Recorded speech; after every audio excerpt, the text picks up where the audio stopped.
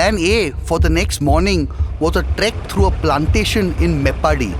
This was not a manicured tea plantation like yesterday. In fact, it was more of a canopied forest, dense with massive old trees amidst which plants of pepper and creepers of cardamom grow. But when I reached the foot trail, I had to move to plan B because there were wild elephants in the vicinity.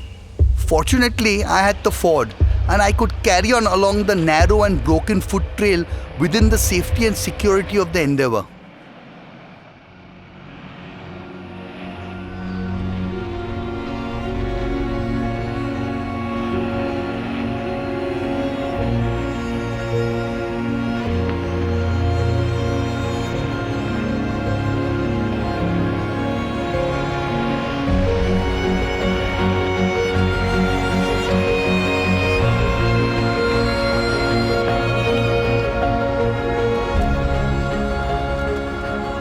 When I arrived at the end of the trail, I was greeted by a very inviting natural swimming pool.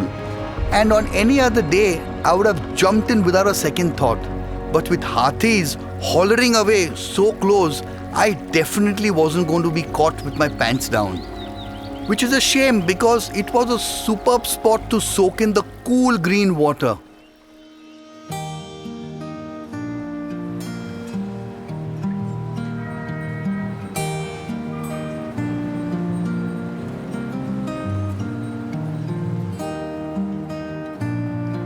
Though distances in Kerala are not big, because of narrow roads and traffic, the time taken to cover them is long. So I took a night halt at the little known Natika beach on my way to Mundakayam.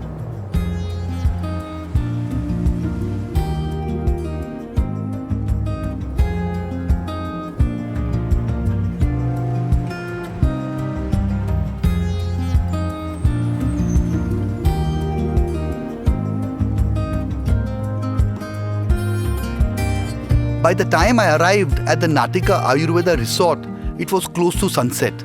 And after a hot and humid day of driving through the interiors of Kerala, the sea was calling out to me like a siren song.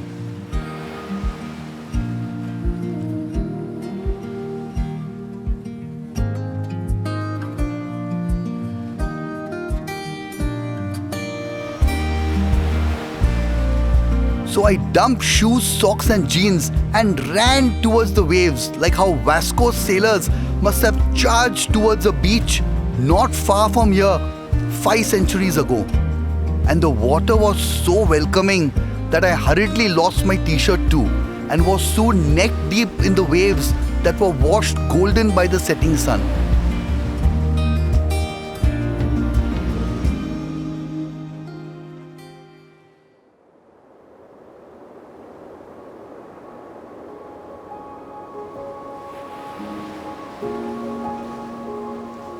The resort itself is a luxury wellness retreat with Ayurveda treatments and a spa.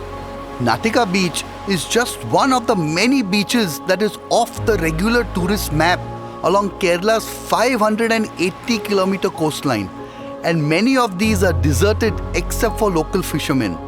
And quite a few of these beaches have easy access to the smooth and unblemished sand.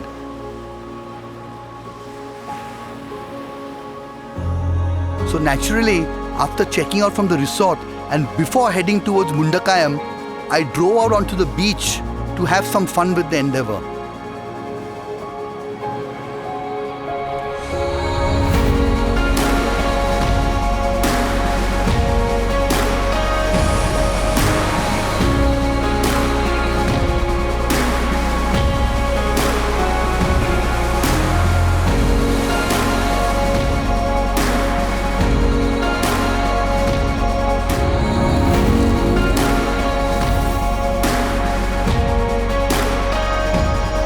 Coming up in episode 3, I meet the headmaster of the dirty school in Mundakayam, give the fourth suspension a workout, and wear a Vela Mundu in Kumarakom.